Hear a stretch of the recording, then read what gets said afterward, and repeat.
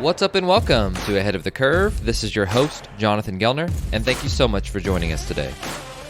This podcast is powered by Stick and Ball TV, the baseball and softball streaming platform. If you're a coach with a growth mindset, then I know you want to get better, and Stick and Ball is just for you. With weekly updated videos from some of the best baseball and softball coaches in the country, it's a no-brainer. Check them out at stickandball.tv or on the Stick and Ball TV mobile app. With the new year, we're going to try something different. How many of you have felt yourself saying, man, I really liked that podcast episode about off-season training, but that was 7 months ago. I really wish I had heard it now. Well, here's your chance. We have taken the guests and cut the episodes up into smaller, bite-sized chunks and specific to the season that we're in. So today, we're back with Shawn Stiffler, and he's discussing how he prepares his team from preseason through postseason play. And if you haven't listened to part 1 yet, the link is below, and I highly recommend checking it out. Without further ado, here is Shawn Stiffler. So there was a line that I heard you use earlier, and so whenever we're flipping from that off-season development mode, you're getting to know the players, and so are your assistant coaches. You said that, once you flip, how will you help and how will this team help win baseball games? So whenever you make that switch, you're trying to get them game ready. When does that start? And then where do we go from there? Like, what are you guys doing on a daily basis to make sure, hey, game one, we're ready to go? From a team or an individual standpoint? Both, if you don't mind. Yeah, just whenever you flip that switch.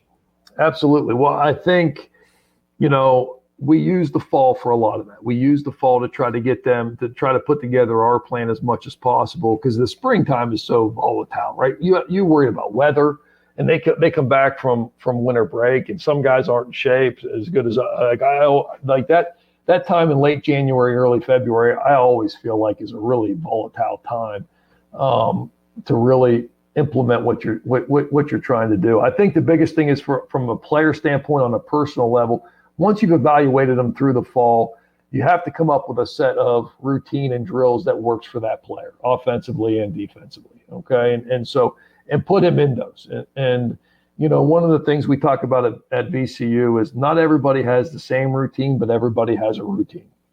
Okay. And so every day the players come in and they have a set routine of what they do in their early work or their pre-work to kind of get their swing groove to where, we're trying to get it. And same thing with the pitchers. They have a set of routine of, plyo balls and bands and maybe it's cuff weights. And we use them all. Like, we use all that stuff as a piece in the toolbox. Okay. And some guys pick out, the wrench and the hammer more. Other guys take, the screwdriver a little bit more. It's really up to how that is. But you're going to have a individual routine that's for you. That's for you. And then from there, I spend as much time as possible on the 80% of the game that I think is really going to affect winning or losing. Okay. And we do not spend much time on plays, like first and third defenses. I'm telling you, I put the clock on it every time. 5 minutes, we're done. Okay. Because that drill, whether it's, that drill always turns into a mess. And truthfully, we'll see it once or twice a year. So, yeah, I want to be prepared for it. Okay, I want to be ready for it. But again, I'm a big 80-20 guy. Spend 80% of your time on that top 20% of results, and that's what you should do. And so, ours is a lot of handling the baseball, catching ground balls, throwing it to the right base, understanding exactly where to throw the ball from the outfield. Understanding, when we're going to throw and be aggressive to throw out a lead runner, when we're not. We spend a lot of time on that stuff. And then we spend a lot of time hitting and count hitting. Like, all your ABs are going to have a count. So, there isn't many BPs at VCU where you're just sitting there hitting 5 poolside as far as you can. Everything is a type of count. And then we reward the players for within that count of being successful with their approach. I'm a big believer if we're on a 2-strike count and we're doing 2-strike hitting and you see a guy staying really late and really seeing the ball deep, which is something we preach, or a guy not giving up ground on the inner half, then I'll give them an extra swing. Hey man, now here, hit this ball as far as you can, or, I mean, we try to reward guys in that process of doing those things. So I'm just really big on when it comes down to getting the team ready, we're going to spend 80% of our time on the 20% most important things. No doubt. And, being a pitching guy, as yourself with an overarching view of the program, I'm sure, but in your heart of hearts, that's where a lot of your development lies, and where I'm assuming you're really comfortable with the offense now, but once you're a pitching guy, you're always a pitching guy, I feel like. But sure. I would love to hear what your thoughts are on, how do we get those guys on the mound ready? Because, you mentioned 80%, you want to practice 80%, and that's the hitter-pitcher matchup that you talked about, the pitcher-catcher-hitter matchup. And so I'd love to hear, what about those guys? Like, how are you making sure you're getting bullpens that are, I don't know, for me, it's like, how do we get bullpens game-like? How do we make sure that they know how their stuff is? This is very not on the level of you as a pitching guy, but I would love to hear your thoughts and just throwing out some of those examples. One thing I do, and this is probably, this may not be for everyone. I take away the technology right before the season. Once we have the metrics on the young man of where he's at and everything's safe, like we do not use Rapsoda much in the bullpen after, once team practice starts in the spring. Because at that point, to me, all that stuff's out the window. Now it's about competition and getting I still have a tough time with guys worrying about what their spin rate was or what their vertical break was when they walked 3 people that inning. I just like I still have a tough time getting there. And so we try to remove that early in the spring, and we will come back to it as a tool later in the year if we need to, if there looks like there's something wrong. But if the player's in a good spot, we're going to remove that. And the bullpens are going to be, like you said, more about competition. I think the other thing you have to do is, you have to use the pitcher's catch play and ways to simulate getting them ready as well. They have to use those days and understand that whether it's, their flat grounds or whatever it is, using different timings, where maybe they're throwing this pitch on a 3-second hold, a 1-second hold, trying to use your wristbands or whatever your sign system is as much as you can, just in fake bullpens. We do a lot of visualization bullpens with them where we're trying to talk about, okay, somebody out, we're at the 7-hole hitter. What is something we can expect here? He might bunt. You got a green runner at second base. Post game, you got to mix up our times. You're just trying to make them live those scenarios as much as possible while getting them in shape. Because obviously pitchers are different than hitters. You can't, hitters can hit every day. The pitchers can't pitch every day. But we try to get very quickly. We get the hitter versus pitcher matchup going when they come back in January as quickly as possible. Every bullpen at VCU is thrown with a hitting dummy in there with counts running. There's always every week, whether it's bullpen games, whatever it is, there is a list of the analytics that we think are important, the statistics that we think are important, and they're charted. There's a ranking 1 through 15 if we have 15 pitchers. So we keep that stuff competitive all the time. We want the juices of the pitchers going all the time. And then I'm also a big believer in get them in there with the team, have them catch pop-ups, have them catch some ground balls when with the team, have them get out there sometimes, with the first baseman and catch balls. They need to be baseball players. And I just think it gives more ownership and that competitive spirit through, but I mean, it's tough in the wintertime because you're trying to keep them on their throw schedule as much as possible. And, we will manipulate our weeks, however we have to make sure that the day that they're ready to throw, that we're able to get out there and create an inter-squad situation for them. No, I love that. And just to hit on what you previously mentioned, a lot of, some listeners may not be familiar with most college practices, and sometimes it's 2 separate ones. And sure. So that's an interesting one that sometimes the pitchers and the catcher, or pitchers and catchers will, but the pitchers and the third baseman may not interact a ton once the season, or once the preseason starts. And so I think that that's a really neat thing that you do. But another thing that you mentioned, you talked about just heightening awareness on competitiveness. And, a few years ago, I was trying, okay, how can we measure what matters? And so I tried to go all in on a lot of that stuff. And I just, high school staffs and even college staffs are really overworked. And so you start trying to measure everything and you don't measure much of anything. And so now I'm starting to realize, okay, there are a few things that you want, but at the same time, if the level of competitiveness, and if it's a challenge, like Stephen Kotler talks about, if it's 4% harder than what they're used to. And so we talk about on the hitting side, like a 50% failure rate.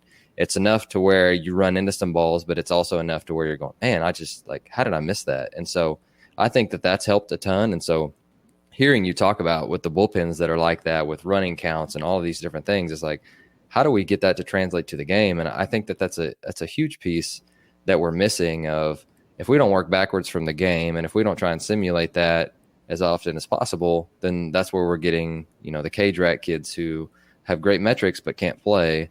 And we don't want to completely abandon that either. But at the same time, it's like, if they're not performing in games, then, why are we doing what we're doing? And so I love hearing that.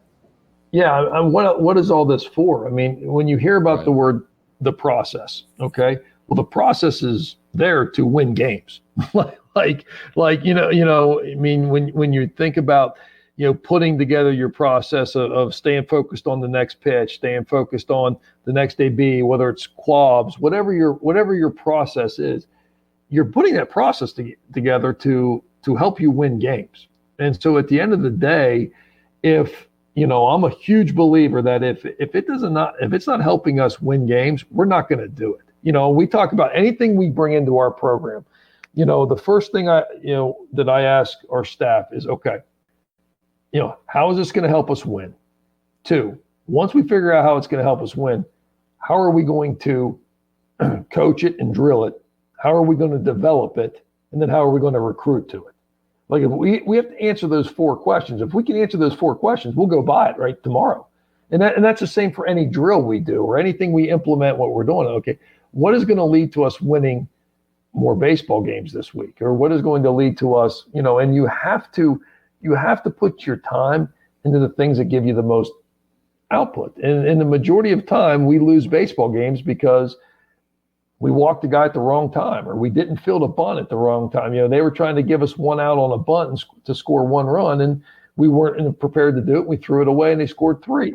That's how we lost. And so I think you have to take your time to really figure out what's important to you. And I think that's the other thing, Jonathan, you mentioned, when you're trying to figure out these metrics, I would say you just concentrate on the metrics that you feel are important, the things that you understand, the things that make the most sense to you, and coach that, and it doesn't have to be a lot of things. It can be 3 or 4 things. Like you were mentioning before, we don't have to value everything the same. Okay. You can't, because you're going to end up valuing nothing. And so, I take a lot of pride, and some may think it's a negative, but you could have graduated 5 years ago and jumped into practice today and known what to do. At our practice, you could have, because we're very consistent on that. Now, some may call that boring. Some may think that that's, you got to keep evolving and changing. And we do evolve and change. We're building facilities all the time. We're buying, but at the same time, the core value of what we believe in is going to stay the same, because again, I believe it, to my core, core. No, I love that. So one of the things that I've been really trying to do a better job of is teaching the mental side of the game. It's we talk about it all the time. All coaches talk about it. It's like, it's the 5% that controls the 95%, but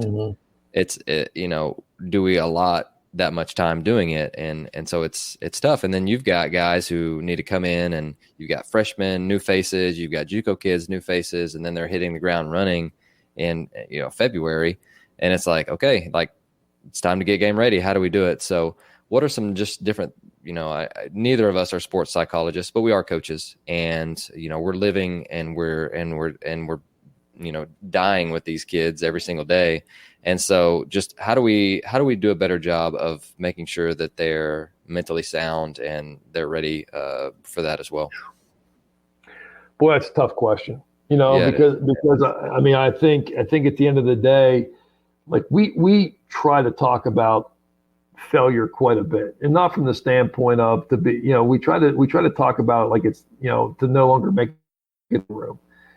We try to explain to them, constantly and talk about how tough everything is going to be and how patient you have to be. And we really, really talk on, the patient side of things. I think that's part of the problem is, one of the things we talk about in our program is I'm a big believer that with choice comes anxiety.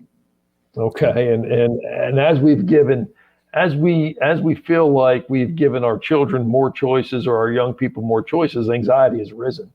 And so, I've heard a line years ago from Nick Saban where he said, if you want to win, you really don't have that many choices. You really don't at the end of the day. There are certain things you have to do to win. And there's certain things that if you don't, that you do to lose. And so, we try to talk about that all the time. We try to limit the choices that we have to make. Okay. We try to limit the choices that we try to make things very, very simple for them. Here's how you're going to block the baseball, or here's how we are going to defend. Here's how we are going to, first or second, nobody out. This is the defense that we're in. We don't try to learn every shift. We don't try to make every pitch. We try to get our pitchers to find the 2 or 3 pitches that really work for them and where they can throw them and be good at that. What's the one pitch you can really hit? Go be good at that.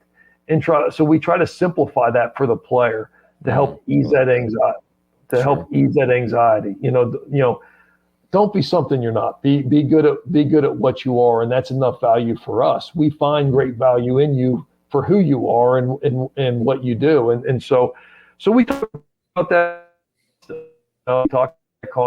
We talk about the fact that we're trying to put every player in the position of how he can be successful for the team. And I think as a head coach, if I can lay that out for every kid, here's how you're going to help us this year.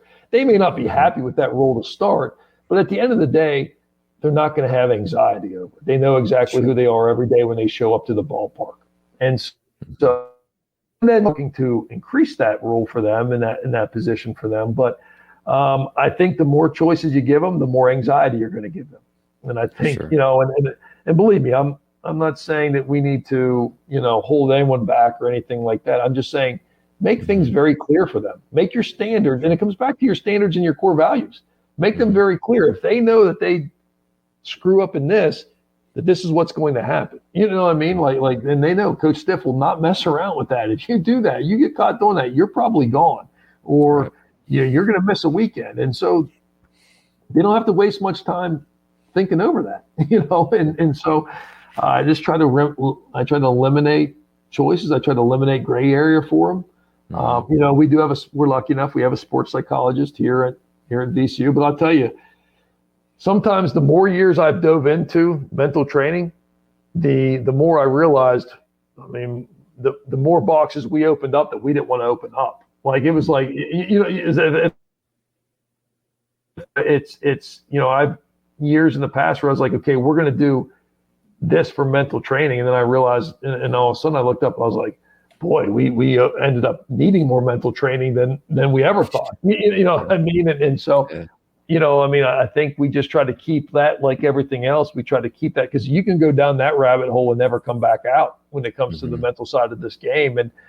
And so you deal with it as much as you can. We talk about, prior to dugout meetings and constantly with our team, how much we value them and how much we believe in who they are. And if you're wearing a baseball uniform at VCU, you're a really good player. Doesn't matter if you're playing if you're playing or not, you're a really good player. And I don't have an answer to your question. I'm just trying to tell you the best way because I haven't found the right way to do it. And I don't know if anybody has, to be quite honest with you. No, and I love a couple things that, again, I want to highlight that I really liked. Number one, I think clarity is so undervalued. in every level of baseball, every kid wants to play. And if you can give them, how they're going to do that within the framework of the team, I think that's huge. Just like, hey, guy, like you trying to be a power guy, like that's fine, but that's not your tool set. And we could have you do X, Y, and Z, and whatever you decide on whatever the player is, this fictional player that we're talking about. And then they at least know, like they know, okay, I've got to buy in and do this, or and if I don't accomplish that, then that's why too. Well, I say this to the players all the time, when they come to practice every day. I say, okay, would you there's 3 grocery stores. One has 1 bottle of shampoo, one has 5 different brands of shampoo, and one has 300. Okay, which store would you go to? They all say the one with 5. Okay, and that is the answer. You don't want the one because that's my way or the highway. This is the only way you can do anything. Okay, but at the same time, the one with 300, you're just going to come back every day and try something new. Yeah. And so you never really give a chance to anything, but you want to give them options enough that they can experiment, but at the same time, clearly define, what we're trying to accomplish here. And what we're trying to accomplish is really good smelling hair. It doesn't have to be the best smelling hair. It just needs to be really good, and so, we use that example a lot and try to eliminate some of that anxiety for them. I'm going to use that, but I think I'm probably going to use the Cheesecake Factory analogy. I don't know if you guys have Cheesecake Factory. Yeah. Their menu is literally like it rivals the Bible. That's I right. think. That's right. I've always told my wife I could never use one of those sleep number beds. Because if I was on number 55, I would want to know what 56 felt like. Right. And I would never feel like I felt comfortable. You know what I mean? So, because you're always wondering what the next thing is. And I think it goes a little bit to the video game mentality I talked to you about before. What's the next level? What's the next thing? And sometimes you just got to be good right here. These did really well, and let's do them. And that's going to lead and open up those other doors for you down the road. No, it's really good. Attack the moment. Yeah, absolutely. Cool. So let's say we're getting into a postseason run, and I know this seems like forever away since we're recording, but what has the formula been for you as far as getting guys ready for a postseason run? Because it depends depending on when guys are listening to this and whatnot. They may be preparing for that, and I think everyone does it a little bit differently depending on their time, their context, and you may be hosting or you may be going to California. I don't know. But what have you felt like you needed to do? Because you break it up into, summer, off season, preseason, in season, and then getting ready to postseason or something along those lines. What have you felt like has been a good things to scale back on or add to, or just where you felt comfortable going into a regional, super regional, and ready to go? First, if you are getting ready for postseason play, that means you have a really good team, whether it's high school, college baseball, MLB baseball. It means your team's already very, very good, and you've done a great job coaching them, And so at that point, I would, my success has been best when I step away, to be dead honest with you. Usually at that time in May and getting into June, if you're having meetings, you're in trouble. And we talk about this all the time with our team. Bad teams have meetings. Okay, I tell our team that all the time. If I have to have a meeting with you every day about what we're doing, we're probably not going to go very far this year. But as you get into postseason play, you keep them in routines, and give them space.